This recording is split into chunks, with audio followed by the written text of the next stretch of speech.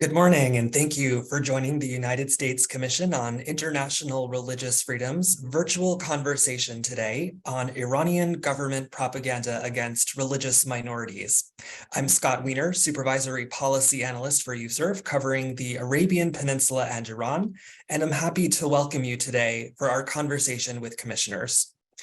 USCIRF is an independent, bipartisan U.S. federal government body created by the International Religious Freedom Act of 1998, or IRFA, to monitor religious freedom abroad and to make policy recommendations to the President, Secretary of State, and Congress. Our work is led by 9 commissioners, 3 appointed by the President and 6 by the leadership from both parties in the House of Representatives and the Senate, and is supported by a professional staff of about 20. We're here today to discuss a recent USCIRF report titled Religious Propaganda in Iran. This report details misinformation and incitement that the government of Iran spreads regarding the country's many religious minorities, including Jews, Sunni Muslims, Gonabadi Sufis, Christians, and Baha'is. The repression of religious minorities in Iran has continued even during the current wave of protests. USCIRF strongly affirms the right of peaceful protesters under Article 18 of the UN Universal Declaration of Human Rights to assert their freedom of religion or belief, including the right to choose whether or not to wear the hijab as a matter of personal religious practice and not under a legal mandate from Iran's government. I'm joined today by USCIRF Commissioner Eric Ueland, and a bit later this morning, Commissioner Shahin Milani. Their biographies can be found on USCIRF's website at www.uscirf.gov.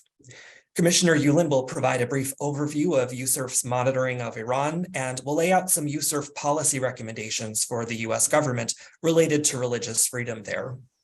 We'll then hear from the report's author, Shahin Milani. Mr. Milani is the executive director of the Iran Human Rights Documentation Center and a lawyer currently representing 3 former prisoners in Iran in a lawsuit filed in September in the Southern District of New York against the Iranian President Ibrahim Raisi. Plaintiffs in the case include former Shiraz City Council member Mehdi Hejati, who is jailed for tweeting his support of Baha'i constituents arrested by Iranian security forces. Mr. Milani holds a JD from Howard University Law School and an LLM from Vermont Law School. After Shahin presents the findings of the report, I'll moderate a brief conversation among the panelists with some opening questions. Then there'll be time for some questions from the audience as well. To ask a question, please use the Zoom webinar's Q&A function at the bottom center of your screen to submit your question in writing, which you can do at any time during the event, starting now. It's now my pleasure to turn the floor over to Commissioner Ueland. Scott, good morning, and thank you very much for the opening comments. Before we begin this morning's hearing, again, on behalf of Commissioner Kleinbaum and myself, I'd like to welcome everybody here and look forward very much to our discussion today. I want to spend a minute or two talking about USCIRF's reporting on religious freedom in Iran and the role of official propaganda against religious minorities there. I want to also note that USCIRF stands with Iranians who for the past month have been risking their lives peacefully protesting throughout the country, including protests against mandatory religious headscarf laws. We condemn the Iranian government's brutal repression of these protests and urge the US government to do everything it can to elevate Iranians' voices and support their efforts, including those struggling towards greater religious freedom in Iran. USCIRF has included the Islamic Republic of Iran in our annual report every year since 2001, when we first recommended the US Department of State designate Iran as a country of particular concern, or CPC. That is the designation for countries that have committed particularly severe violations of religious freedom in a given year. Our 2022 annual report again makes the CPC recommendation for Iran on the basis of the systematic, ongoing, and egregious religious freedom violations for which the Iranian regime is responsible. As the 2022 annual report indicates, Iran's persecution of religious minorities has escalated in recent years. Iran, for centuries, has been a pluralistic society with a broad diversity of religions. However, under the current regime, only select minorities have even nominal recognition in Iran's constitution. Evangelical Christians, members of spiritualist movements, and Baha'is do not enjoy official recognition. As USCIRF outlined in a recent country update about Iran, the Iranian treatment of religious minorities remains egregiously poor. Despite a Supreme Court ruling in late 2021 that participation in Christian house churches does not constitute a national security threat, the Iranian regime continued to detain Christian church leaders on this basis and accused other Christians of acting against national security as well. Christians in prison were denied adequate protection as COVID-19 swept through detention centers in Iran, and at least 4 Christians detained in Ward 8 of Evin Prison contracted COVID in early 2022. Sunnis also face persecution in Iran, including arrests and severe mistreatment at Bandar Abbas and Lakan prisons. In September, Iranian security forces opened fire on Sunni worshippers leaving a mosque in Zahedan, killing at least 82 people. Iran has continued to target Ghanabadi Sufis as well. Several Ghanabadi Sufis in Iranian prisons have been denied family visitation rights, and others have contracted COVID-19. We are particularly concerned by reports that Sufis in prison are pressured by religious figures to change their beliefs. Iran's leadership also continues its policy of using anti-Semitic rhetoric to inflame and incite intolerance against Jews, including in official textbooks.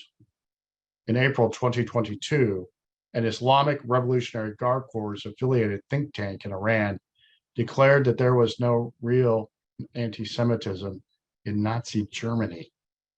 Ayatollah Ali Khamenei regularly uses anti-Semitic tropes such as Jewish financial domination and the deliberate conflation of Judaism in Israeli government policy in his English language tweets. He recently referred to Jews as Zionist capitalists and called them a plague for the whole world. We agree with the State Department Special Envoy to monitor and combat anti-Semitism, Deborah Lipstadt, that this vile anti-Semitic rhetoric is unacceptable. Let me elaborate further. The Ayatollah's use of anti-Semitic tropes to rally political support by inflaming the West is the shameful tactic of a desperate autocrat that has no place in 21st century statecraft. It reflects the total disinterest of Iran's leadership in providing even the most basic guarantees of respect for religious freedom. USCIRF also remains gravely concerned for the well-being of Baha'is in Iran. The government has arrested scores of Baha'is in 2022, including several who have been arrested during the current wave of protests. Iran's regime considers Baha'is a deviant sect of Islam and denies Baha'is the right to identify their religion as Baha'i on national ID cards. Baha'i students this year have again been denied entrance to universities in Iran on the basis of their faith. Shockingly, Iran has begun confiscating land in the villages of Evel and Kata that has belonged to Baha'is for decades.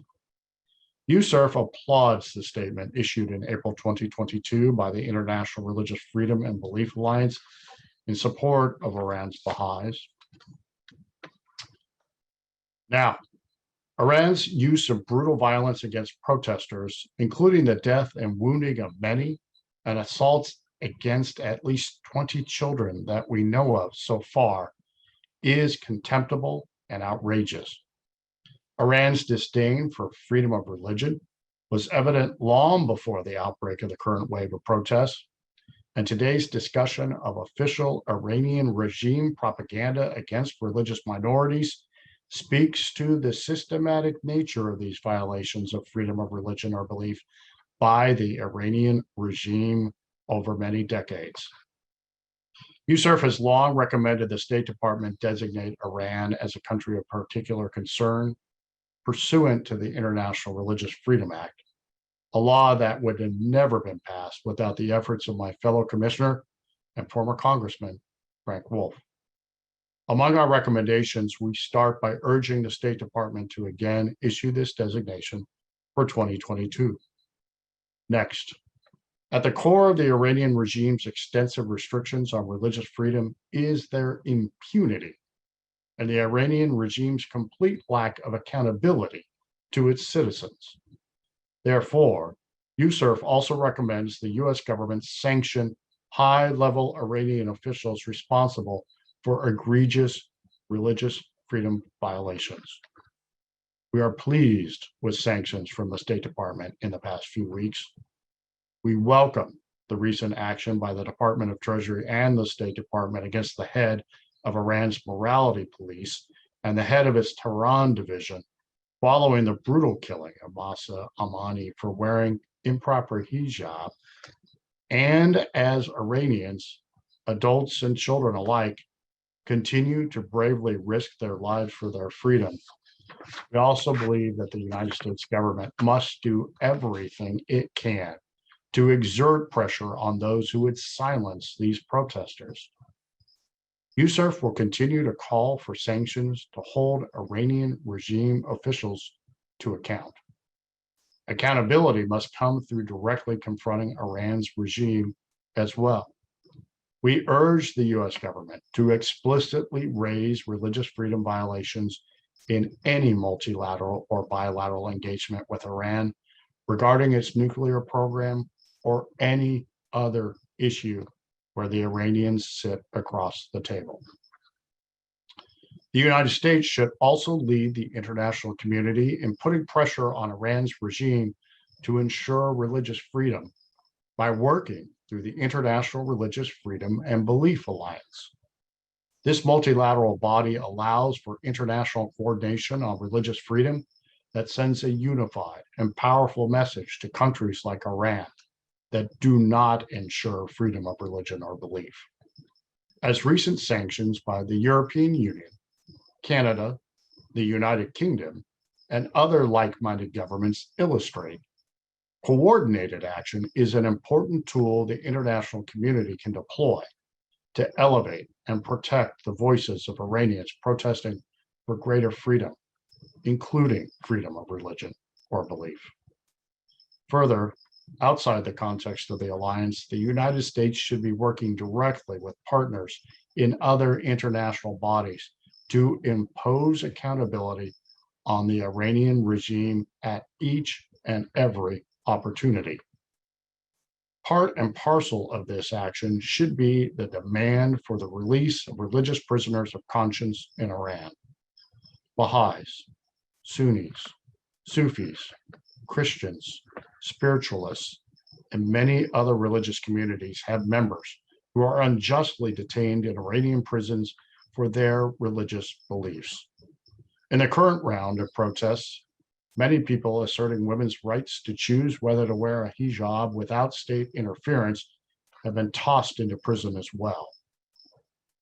As I mentioned earlier, the regime left COVID-19 unchecked in Iranian prisons over the past few years, which puts peaceful religious community members in grave danger when they are in jail. Last month's fire at the notorious Evin prison, where many religious prisoners are held, also created a serious risk to their personal safety. We believe strongly that the U.S. government should continue to work aggressively for the release of these prisoners. Now, each of these recommendations responds to the Iranian regime's systematic targeting of religious minority communities. Today's conversation focuses on Iranian propaganda directed at these groups. So, we will now turn to the author of the report to provide more detail about his findings. Mr. Milani, on behalf of Commissioner Kleinbaum and myself, we invite you to please begin. The floor is now yours. And thank you. Thank you very much, Commissioner Ueland, and hi to everybody who's watching today. First of all, I would like to acknowledge that today has been another day of protests in Iran. Again, protesters are facing government repression. And it is a violent crackdown against protesters that needs to be condemned. I just want to briefly mention that while today's presentation will be about propaganda against religious minorities, the fact of the matter is that the government's propaganda against ordinary protesters that are today on the streets today is also very similar in the sense of tying them to foreign agents and foreign government and foreign spy agencies. It's a feature of the Iranian government's propaganda, and it's a charge that's going to be leveled against protesters. It is baseless as it is against religious minorities. So now to the topic of our discussion today. I've discussed in the report that we've produced for USCIRF, we've discussed the broad spectrum of charges and accusations brought against religious minorities. So I'm going to go through these and show and discuss the similar features of these falsehoods. But first, let me provide a very brief introduction regarding about Iranian media and what we're talking about, because it's important to provide that context. In Iran, there is no free media outlets to speak with, in the sense that basically all media outlets, whether newspapers or websites, news sites, they're either directly funded and operated by state institutions, or they are heavily monitored by the state. So, when we talk about these media outlets, we should not think of independent outlets that can, portray a wide array of opinions about religious minorities or any other matter, another group for that matter. They're either directly funded by the government or heavily monitored and restricted by the government. So, these media outlets, my point is that they don't represent the views of the Iranian people by any stretch of imagination. But nevertheless, they're the only ones that are free to operate. And if a media outlet just prints something that does not conform to the government orthodoxy, it will be shut down. The broad major theme that's it's a common thread among the propaganda against all of these minority groups is anti-nationalism, or in other words, the government tries to portray religious minorities as somehow detrimental to Iran and its integrity, its territorial integrity, or its national sovereignty. So I'm going to just briefly go through each minority group, the propaganda against each minority group, and provide just some examples so that we know what we're talking about. With respect to Jews, of course you have the usual tropes of Jews being in control of everything and in control of the markets and so on and so forth. But to give you a more specific example, Iranian media have discussed Purim celebrations, and Purim is a Jewish festival. It's an ancient festival, and it celebrates a very ancient, legendary victory over ancient Persians. Whether that's that's actually historical event that's up to interpretation for historians, but it is about some very, very ancient event. So what Iranian media like Fars News does is it portrays this celebration as some sort of anti-Iranian event, and it says that Jews are drinking Persians' blood and celebrating the mass murder of Iranians. It's totally bogus, for lack of a better word, and has nothing to do with the reality of just a celebration that has nothing to do about current Iran or anything like that. It is not what they say it is. It's something totally different. But they use that. Why? Because they want to, portray Jews as being against Iran.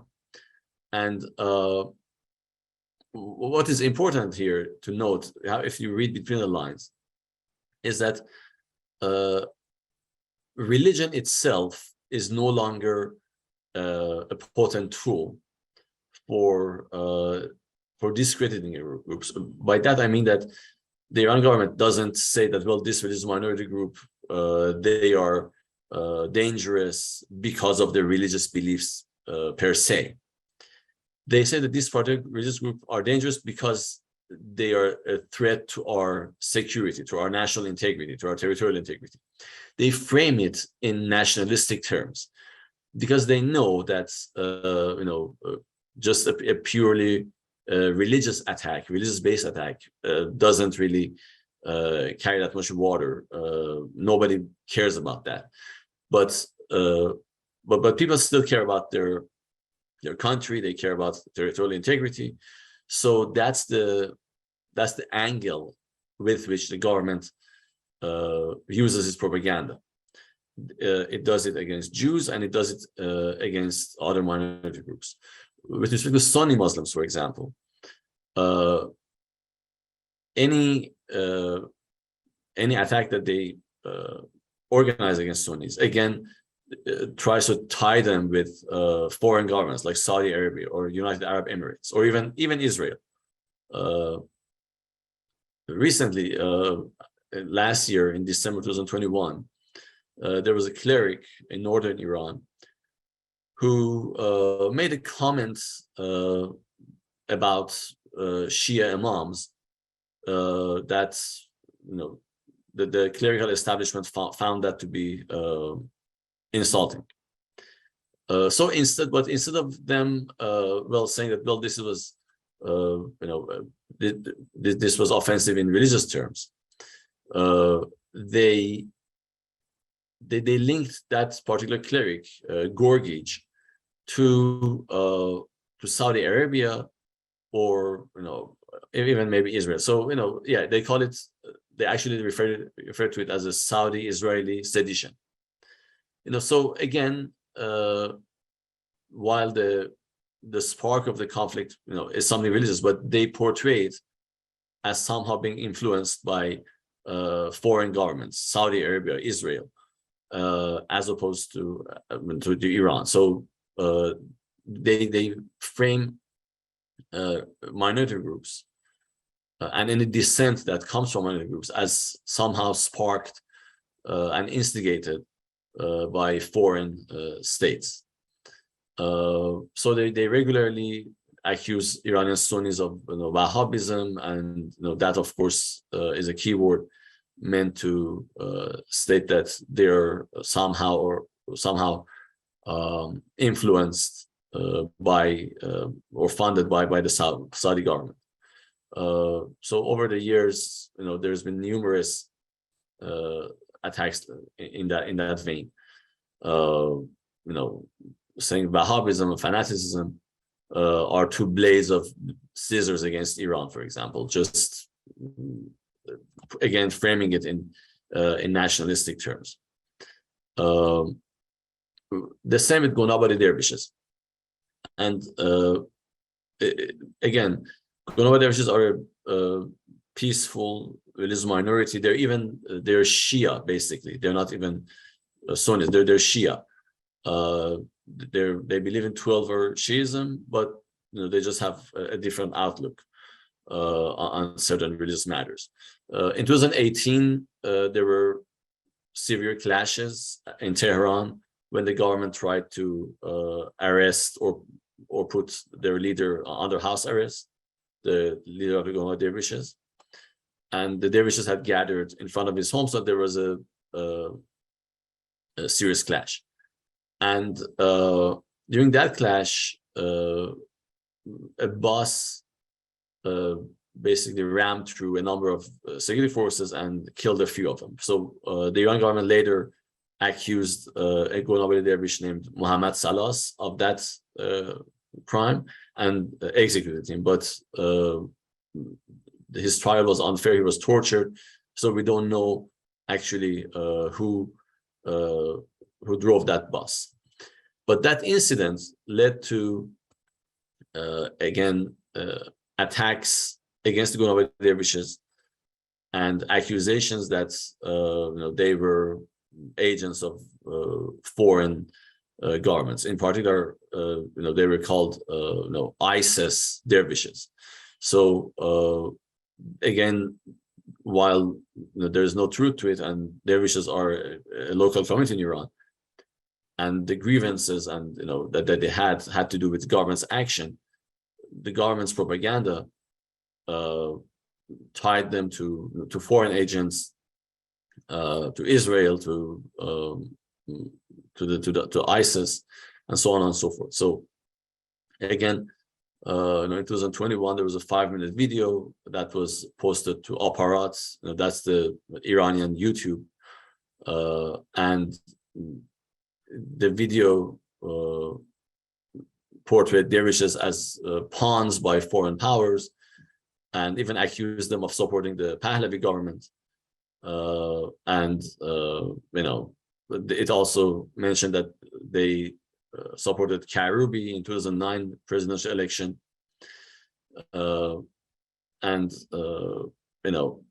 again accused them of trying to impose sanctions on Iran,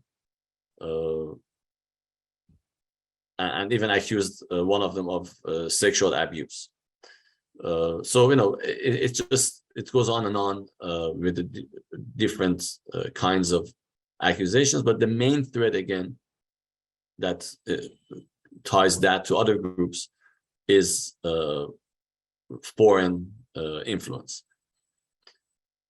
And the next group I'm going to talk about is Christian converts. This is really important to note regarding Christian converts. While the Iran Constitution recognizes Christianity as an official religious minority, as an official religion, and it affords them a number of seats in the parliament, that recognition is only limited to basically ethnic Christians, like Armenians and Assyrians. It doesn't extend to evangelical Christians and those who want to promote Christianity, and certainly not to Muslims who convert to Christianity. So over the years, many Christian converts have been arrested and charged with apostasy. There was Hossein Soudman, who was executed in 1990 in Mashhad. And this charge of apostasy recurs from time to time, although there haven't been any execution in recent years. And again, when they arrest Christian converts, the charges that are brought against them are national security crimes, acting against national security, or disseminating propaganda against the Islamic Republic, or forming a group against national security with the aim of acting against national security.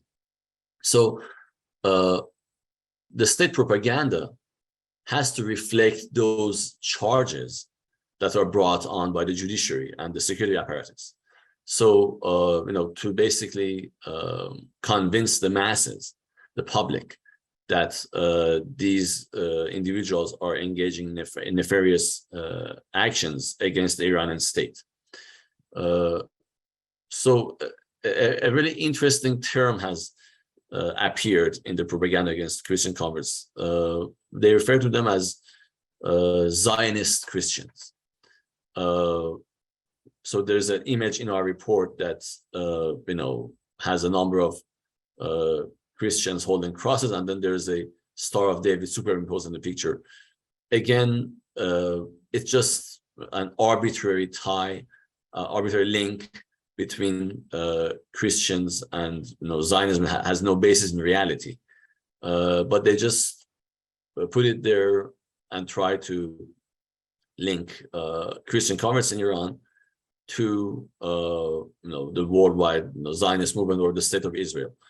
And again, this, as I mentioned before, it's a common thread that tries to link religious minorities to foreign states, and this is no different, because, as I mentioned, just attacking religious minorities on religion itself or on their beliefs doesn't have an effect on ordinary Iranians, but tying them to foreign states and arguing that, well, these groups threaten Iran's security, that the government thinks, at least, that it can be effective. So, for example, in January 2021, Fars News reported that members of a Zionist network across several provinces were arrested. The report added that the purpose of the network was creating moral depravity and promoting religious conversion. And the final line of the report stated that networks connected to the Christian movement have engaged in widespread security efforts in the country. What does it mean, security efforts? Really, the propaganda is vague. And it's vague on purpose because there is really no truth to it. But they just throw in these terms to mislead the public. And then the final group that I'm going to talk about are the Baha'is. Of course, the Baha'is are Iran's largest non-Muslim religious minority. And in particular, because the Baha'i faith appeared in 19th century Iran. And, it's a religion that's established after Islam. The members of the Baha'i faith are persecuted and are not afforded any rights. The campaign against the Baha'is, again, it's been going on even before the Islamic Revolution of '79. But of course, it has intensified after '79. Hundreds of Baha'is were executed, and thousands, hundreds also were arrested, and thousands have lost their jobs.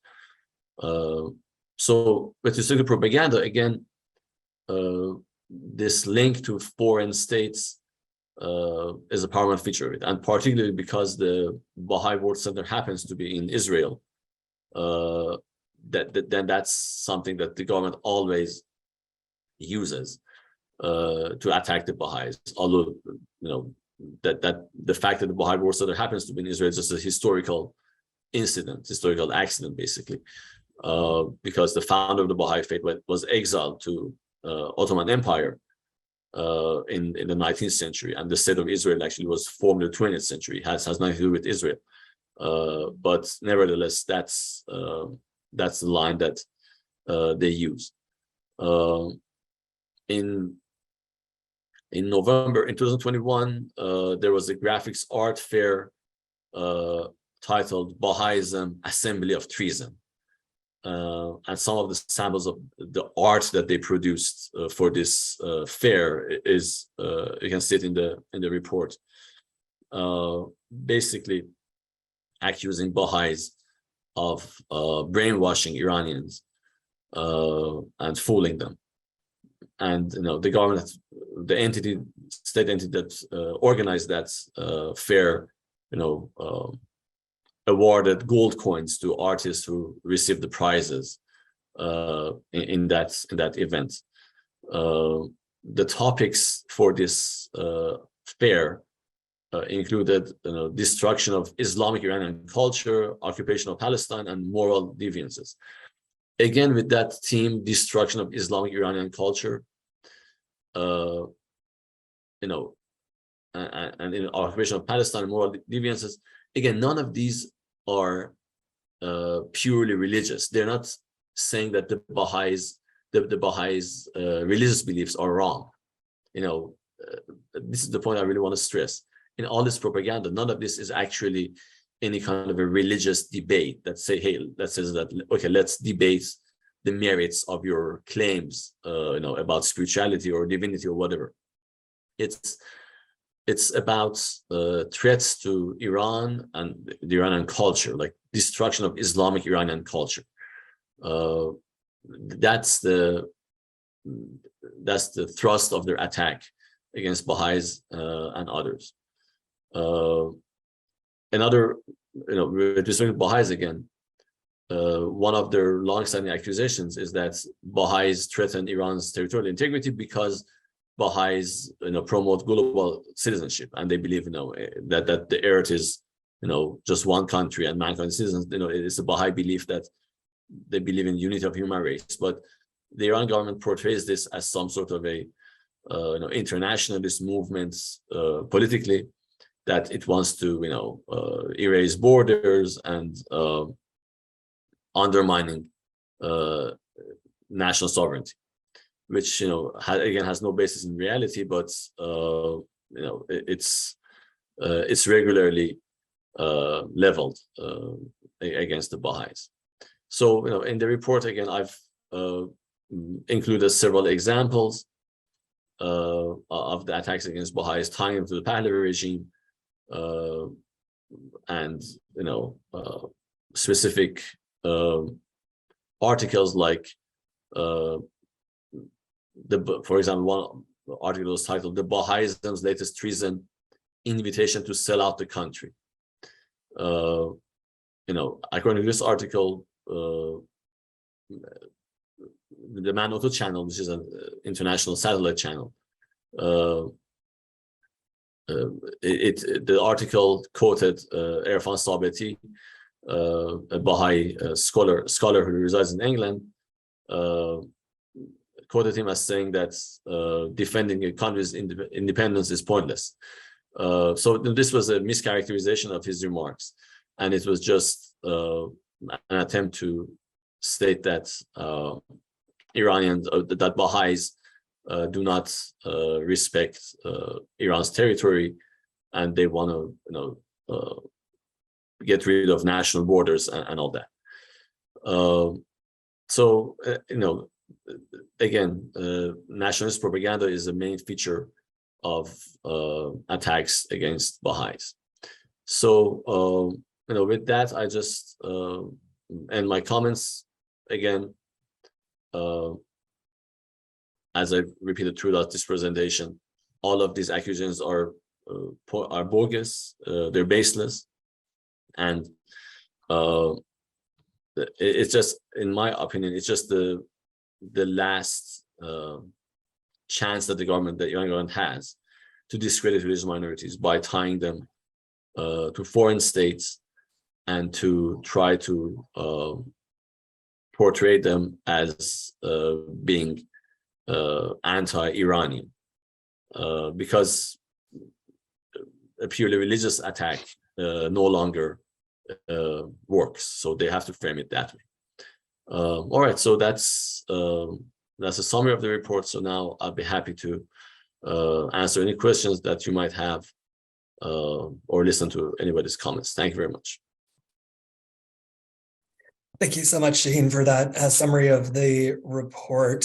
It's really an impressive piece of work, and I'll just highlight for the audience that this is primary source Persian language research mapping out the Iranian government's propaganda against various religious minorities. There really is no other report that does what this report has done. So I certainly commend it to you, and you can find a link to it in our comments. Before I kick us off with our questions, which are already starting to roll in, let me remind the audience that you can ask a question by using the Q&A function at the bottom of your screen, and we'll try to get to as many as possible in the time that we have. So, Shahin, the first question, we've talked about a lot of different religious groups: Jews, Sunnis, Sufis, Baha'is. Are humanists and atheists also the target of Iran's governmental propaganda? And are they suffering repression from the morality police, as has come up a bit earlier in our discussion?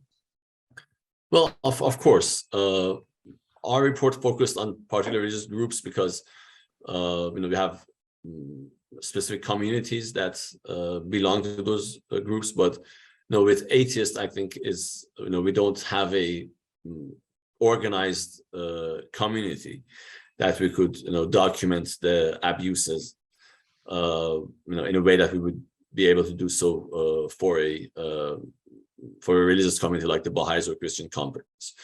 But of course, atheism is punishable by death. So it is a very serious human rights issue, and unfortunately, it's an issue that hasn't received much attention and much documentation because again, there's no organized group that would raise awareness about it. Actually, our center, the Iran Human Rights Documentation Center, we published a report about apostasy a few years back, and but most of the cases that we discussed in that report were about Muslims who had converted to other religions, or they're just Muslims who were accused of apostasy by the regime, despite the fact that they consider themselves as Muslims. But what I'm trying to say is that the legal framework of apostasy is the same for atheists and humanists as well. And we've had a number of individuals, like for example, Sohail Arabi was a prisoner who was imprisoned for comments that were considered to be offensive to Islam. I don't think he has a religious affiliation. I think he's probably an atheist. But yes, so we've had that happen, and it continues to happen in Iran. So let's maybe get into the content of some of the messaging that you've laid out for us. So two of the key themes across different religious groups seem to be Persian nationalism and also the role of foreign interference or foreign ties. What is it about those particular messages that have resonance in the Iranian media space? Well, if we go back to the early days of the revolution, the 79 revolution, the revolution, it had, I would say, two pillars. It's ideologically. One was anti-imperialism, this anti-Western outlook. And then the other one was, Islam. It had a religious component. In today's Iranian society, neither of those two approaches have any credibility with the broad Iranian population. I would say the Iranian masses are mostly, pro-Western. They prefer to have freedoms that we enjoy in the West.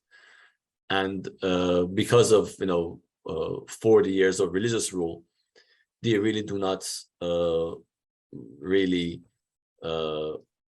care for a clerical state. Even if they're still privately religious, it's not something that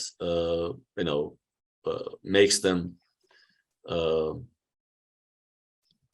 I don't know how to phrase it. It's not something that makes them agitated or something that really bothers them. So what still works, and because it is still nationalism, because Iranians are, they love their country, they care about its territorial integrity. They don't want it to be, they don't want the country to be, split into different parts based on ethnicity. It's something that people still care about. They still love their country. And that's the angle with which the government tries to attack religious minorities, saying that, well, these groups are threatening Iran and its territorial integrity. and their interests, basically, they're furthering the interest of foreign states, be it the US or Saudi Arabia or Israel. And that's the only way left for the government to discredit these groups, and they use it all the time. One of the tools we've seen during the current protests have been internet shutdowns and limiting Iranians' access to social media. In terms of the balance between social media and traditional media, what is sort of that balance in terms of how the government is disseminating some of these messages?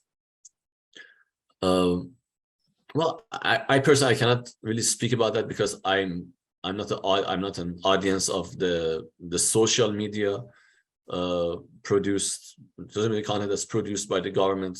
It doesn't reach me.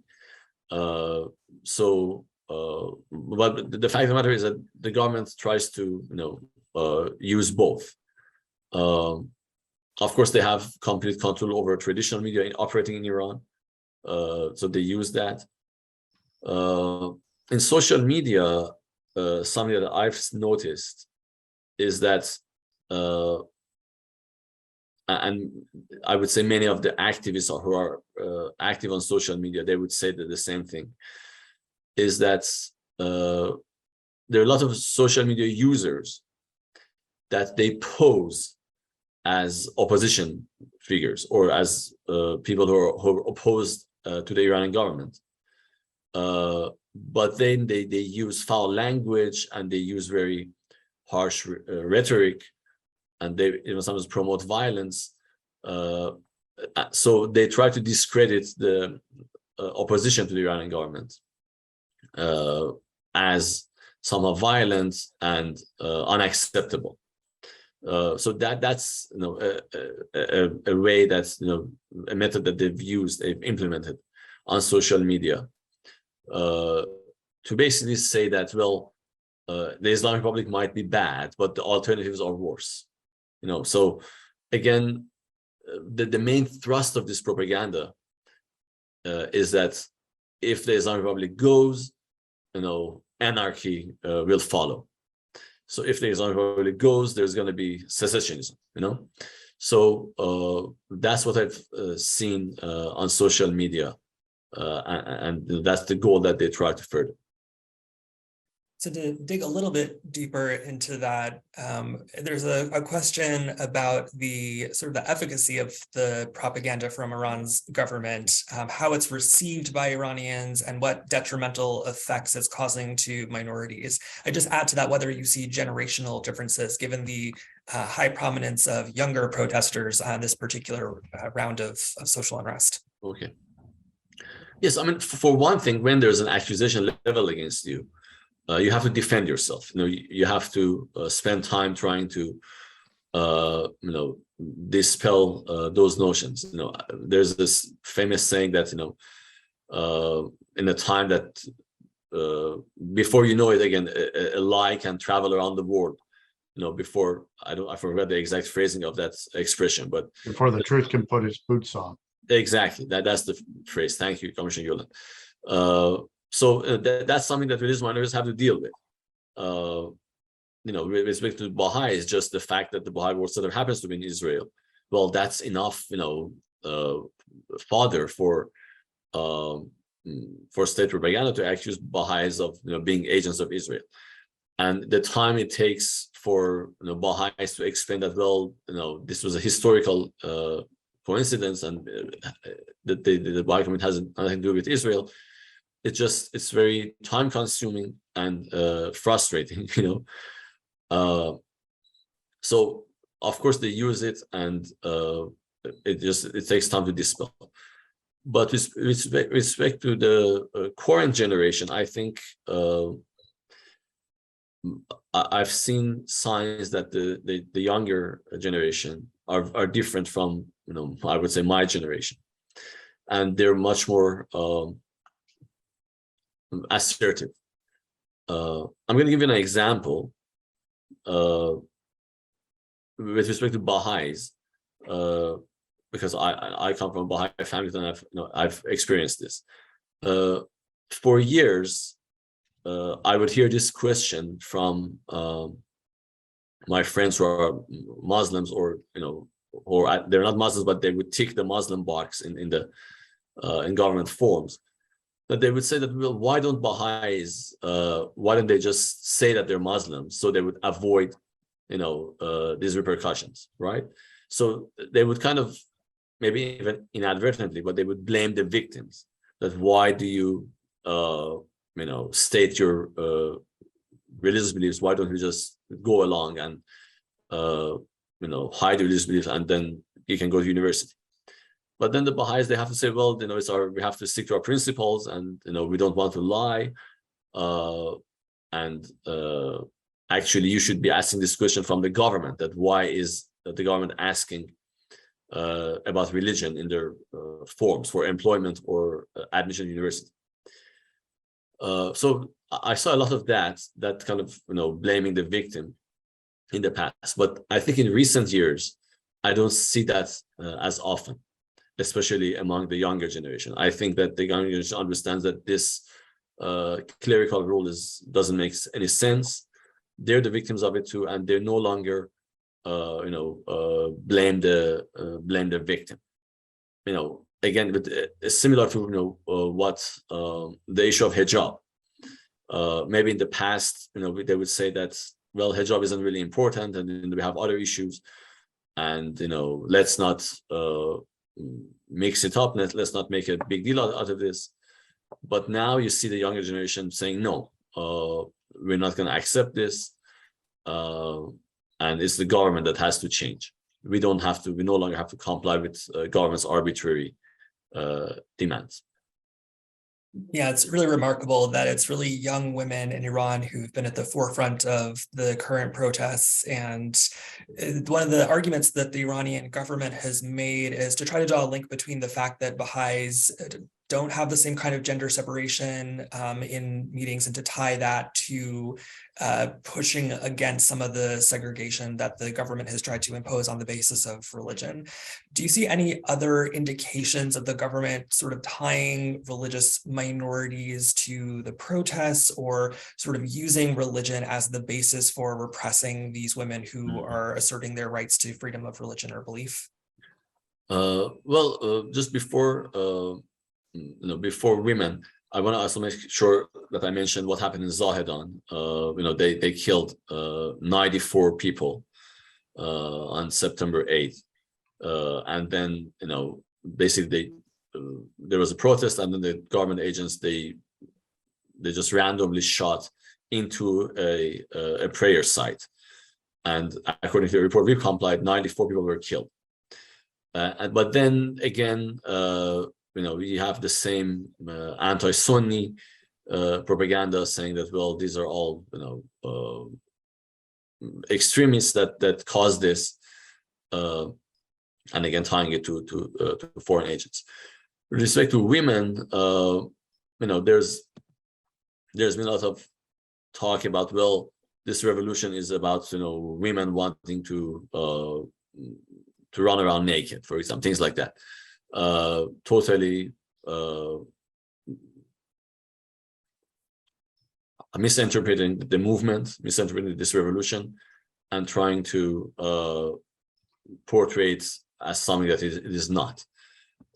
Instead of accepting that, well, we've imposed this ridiculous mandate on women for more than 40 years, and now we have to back down. They try to change the subject and say that, well, these women are morally depraved. So we've had that as well in the last month or so.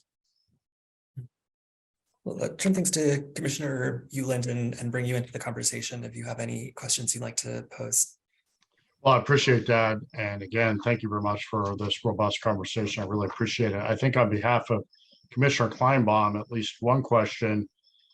In looking at everything the Iranian regime has been doing with its propaganda against religious minorities in particular, but minorities in general, to try to continue to perpetuate their reign, what is it, if there's anything that the U.S. government should be thinking about, or certainly Western government should be thinking about, to try to either push back or counter or supplant this narrative that the regime constantly is putting to its people?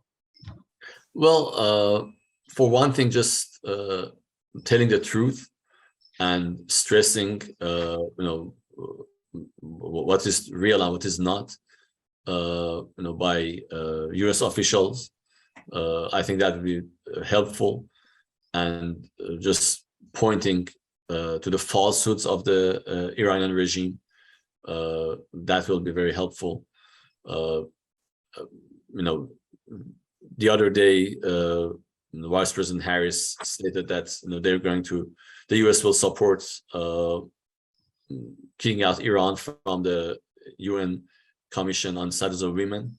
So, trying to use UN mechanisms for monitoring human rights abuses in Iran, and creation of an independent investigative body to document abuses in Iran will be very helpful. And I hope that all U.S. institutions and government entities will support that, so that we can have a basis for bringing criminal charges against Iranian officials in the future. I would say that the persecution committed against religious minorities in Iran do amount to crimes against humanity, because it's just widespread and it's purposeful, and it's not a few arbitrary acts by rogue elements. It's just official state policy. So talking about it in those terms and basically calling it what it is, I think it is very helpful. And I'm the USCIRF and the State Department, I think, have done that in the past, so that's great. But especially that support for UN mechanisms to investigate human rights abuses in Iran will be very helpful. So just a quick question on that before we close. You emphasize focusing on utilizing UN mechanisms. Why in particular do you push that recommendation, knowing that obviously we do have a variety of mechanisms as the United States government as well, and in alliance with a lot of other countries around the world, to do some of these same things that you just pointed out? Well, internationally, what we've had so far has been, calls by, UN officials, or, even US officials, European officials, people in the free world. They've called on the Iranian government to respect its international obligations. Okay. But the fact of the matter is that the Iranian government has no legitimacy. And at this point, the calls asking for Iranian government to show restraint is for Iranians. Now, these calls seem a bit outdated, because they're shooting people in the streets. It's not some government that has any semblance of decency that you could appeal to. They've gone beyond that point. So again, it's great that for example, the UN Special Rapporteur would make a statement about Iran and then ask the government to respect its obligations, but the government ignores it.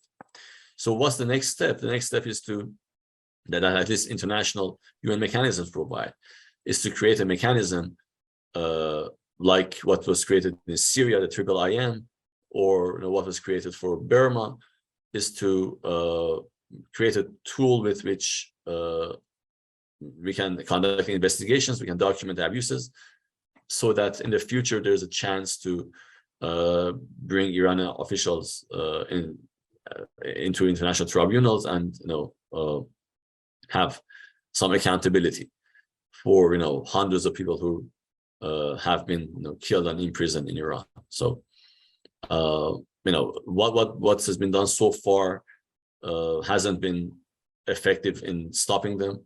And even creation of this mechanism will not necessarily stop the abuses, but at least it will warn Iranian officials that later on they could face severe consequences. And there will be they cannot go on like this forever. Thank you very much for the answer. I appreciate it. Thank you. I'll add to that USCIRF has called for a UN Commission of Inquiry on Iran, and we're among the first US government entities to publicly make that call. I feel like we could go on for another hour, but unfortunately we're out of time for today. I'd like to thank Commissioner Eric Ueland for joining us and leading this important and timely conversation on Iranian government propaganda against religious minorities. Thank you so much, Shahin, to you as well. I'd also like to thank Danielle Ashbayan, USCIRF's Supervisory Public Affairs Officer, and of course, all of my wonderful colleagues on USCIRF's research and communications staff for their work on this event today. If you'd like to learn more about USCIRF's work on religious freedom in Iran and our recommendations for US policy, I encourage you to visit our website at www.uscirf.gov. In the months ahead, USCIRF will be hosting similar conversations on religious freedom, so please keep an eye out for announcements about these events. Thank you so much for joining us today. Thank you very much. Thank you very much.